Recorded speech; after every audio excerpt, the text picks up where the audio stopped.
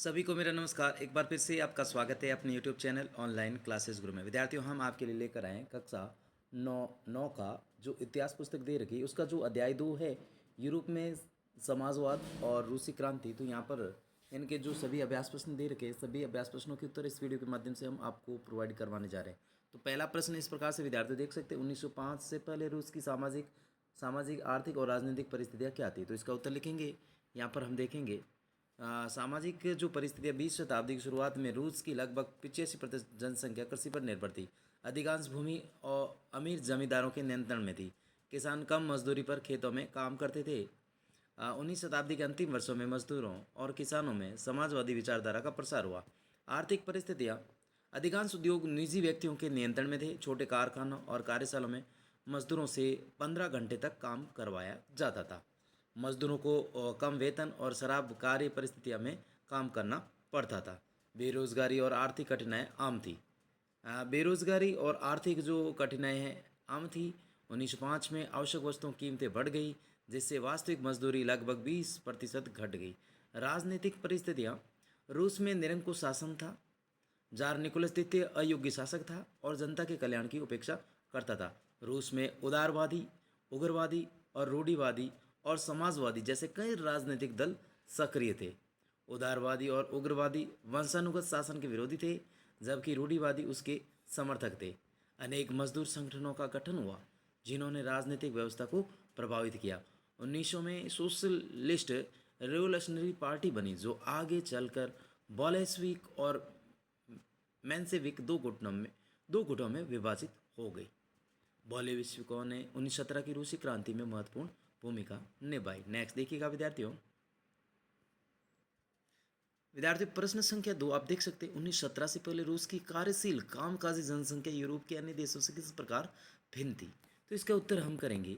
20वीं शताब्दी की शुरुआत में रूस की लगभग जो 85% जनसंख्या कृषि पर कार्य पर निर्भर थी, जबकि फ्रांस और जर्मनी जैसे यूरोपीय देशों में यह अनुपात केवल 40 से 50% था। यूरोप की तुलना में रूस में औद्योगिकरण की देर से शुरू हुआ। 19 शताब्दी के अंतिम वर्षों में उद्योगों का विकास हुआ। प्रमुख औद्योगिक क्षेत्र सेंट पीटर्सबर्ग और मास्को थे।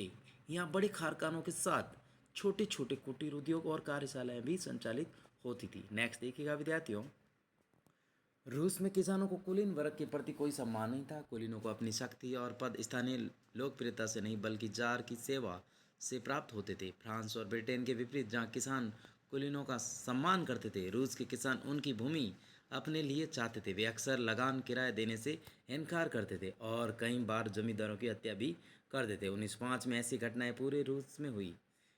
4 नंबर पॉइंट लिखेंगे।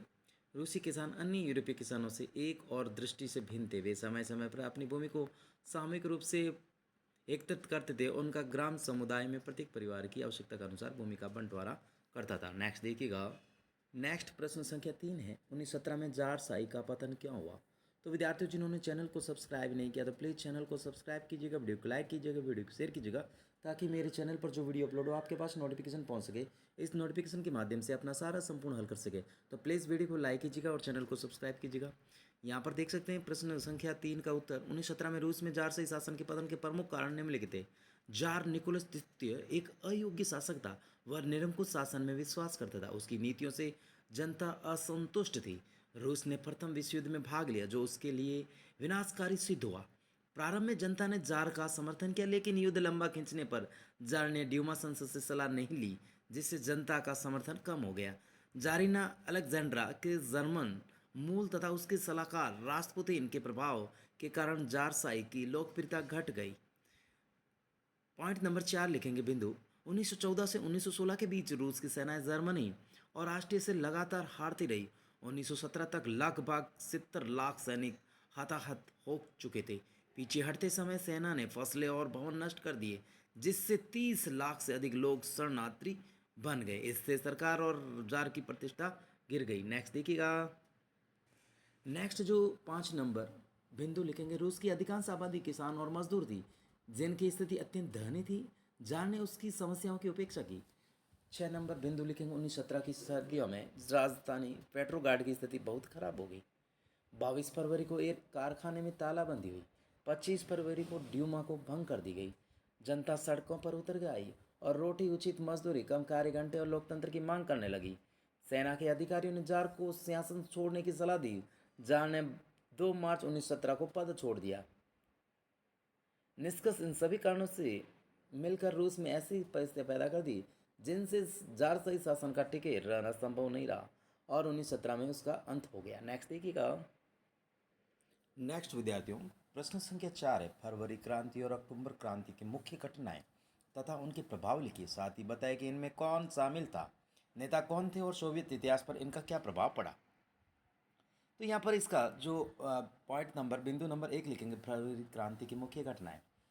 क में लिखेंगे 1917 की सर्दियों में राजधानी पेट्रोग्राड की स्थिति अत्यंत खराब थी। भीषण ठंड और भारी हिमपात हुआ। फरवरी 1917 में मजदूर बस्तियों में खाद्यान्न की भारी कमी हो गई। ख में लिखेंगे 22 फरवरी को नदी नेवा के दाहिने किनारे स्थित एक कारखाने में तालाबंदी हुई।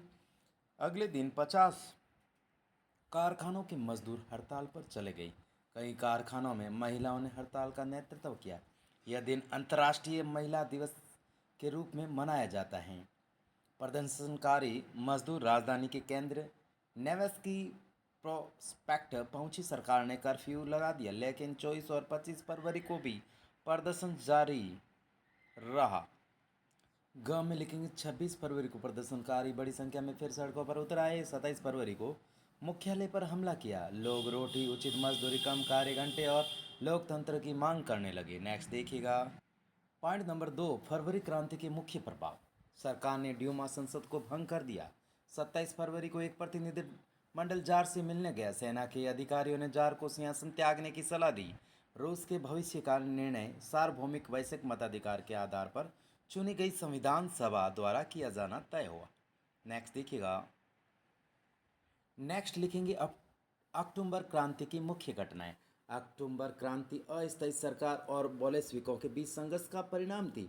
व्लादिमीर लेनिन बोलेस्विकों के नेता थे।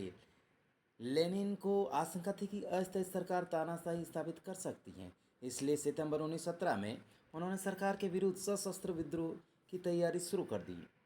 नेक्स्ट देखिएगा। नेक्स्ट विद्यार्थियों, प्रश्न संख्या 5 है, अक्टूबर क्रांति के तुरंत बाद बोलेस्विकों द्वारा किए गए प्रमुख परिवर्तन क्या थे। तो इसका उत्तर लिखेंगे, अक्टूबर क्रांति के तुरंत बाद बोलेस्विकों ने निम्नलिखित प्रमुख परिवर्तन किए। बोलेस्विक निजी संपत्ति के विरोधी थे। अधिकांश उद्योगों और बैंकों का राष्ट्रीयकरण कर दिया गया और उनका स्वामित्व तथा प्रबंधन सरकार ने अपने हाथ में ले लिया। 2 नंबर बिंदु लिखेंगे, भूमि को सामाजिक संपत्ति घोषित किया गया तथा किसानों को कुलीन वर्ग जमींदारों की भूमि पर कब्जा करने की अनुमति दी गई। 3 नंबर बिंदु लिखेंगे, शहरों में बड़े कारखानों का परिवारों की आवश्यकता के अनुसार पुनः वितरण किया गया तथा पुराने कुलीन उपाधियों के उपयोग पर रोक लगा दी गई। 4 नंबर बिंदु लिखेंगे, सेना और सरकारी अधिकारियों के लिए नई वर्दियाँ तैयार की गई। नेक्स्ट देखिएगा। बोलेस्विक पार्टी का नाम बदल कर यहाँ पर रूसी कम्युनिस्ट पार्टी रखा गया। 6 नंबर पॉइंट लिखेंगे बिंदु, राजनीतिक विरोध के बावजूद बोलेस्विकों ने ब्रेस्ट लिवोस्टक संधि के माध्यम से जर्मनी के साथ शांति स्थापित की। 7 नंबर बिंदु लिखेंगे, all Russian Congress of Soviet के चुनाव में केवल बोलेस्विक पार्टी को भाग लेने की अनुमति दी गई, जो देश की संसद बन गई। 8 नंबर बिंदु लिखेंगे, रूस एक दलीय राज्य बन गया तथा ट्रेड यूनियनों को भी पार्टी के नियंत्रण में रखा गया। नेक्स्ट देखिएगा। नेक्स्ट विद्यार्थी, प्रश्न संख्या 6, निम्नलिखित के बारे में कुछ पंक्तियां लिखिए। कुल्लक किसे बोलता है? कुल्लक रूस के संपन्न किसानों को कहा जाता है, सामूहिक किसानों को कहा जाता है। और स्टालिन ने आधुनिक कृषि विकसित करने के लिए कुल्कों की भूमि छीनकर उसे सामूहिक खेतों कोलखोज में बदल दिया। कुल्कों को सामूहिक खेती का विरोधी माना जाता। ड्यूमा रूस की निर्वाचित सलाहकार संसद थी, जिसकी स्थापना 1905 की रूसी क्रांति के बाद जार ने की थी। इसका कार्य कानून बनाना जार निकोलस द्वितीय ने पहली ड्यूमा को 75 दिनों में भंग कर दिया था और चुनाव नियम बदलकर उसमें अपने समर्थकों को शामिल कर लिया। 3 नंबर बिंदु लिखेंगे, 1900 से 1930 के बीच महिला श्रमिक। 1914 तक रूस के कारखानों में लगभग 31% श्रमिक महिलाएं थीं, लेकिन उन्हें पुरुषों से कम वेतन मिलता था। 22 फरवरी 1917 को महिलाओं ने हड़ताल का नेतृत्व किया, जिसे अंतर्राष्ट्रीय महिला दिवस के रूप में भी जाना जाता। उन्होंने 1905 से 1917 की पंक्तियों की महत्वपूर्ण भूमिका निभाई। नेक्स्ट देखिएगा। नेक्स्ट है उदारवादी सभी धर्मों के प्रति सम्मान, व्यवहार और धार्मिक सहिष्णुता चाहते थे। वे शासकों की निरंकुश सत्ता का विरोध करते थे और नागरिकों अधिकारों की भी रक्षा के पक्ष करते। वे निर्वाचित संसद और स्वतंत्र न्यायपालिका वाली प्रतिनिधि सरकार का समर्थन करते थे। स्टालिन का सामूहिकरण कार्यक्रम 1929 में स्टालिन ने किसानों को सामूहिक खेतों में खेती करने के लिए बाध्य किया। सामूहिक खेतों को कोलखोज के नाम से जाना जाता है। भूमि और कृषि उपकरण सामूहिक खेतों के स्वामित्व में दिए गए। किसान मिलकर खेती करते थे और लाभ आपस में बांटते थे। सामूहिकरण का विरोध करने वालों को कठोर दंड दिया जाता था। तो इस प्रकार से इस वीडियो के माध्यम से सभी प्रश्नों के उत्तर आपको प्रोवाइड करवा दिए गए। Thanks for watching. वीडियो देखने के लिए बहुत बहुत धन्यवाद। नेक्स्ट मिलते हैं अगले वीडियो के अंदर।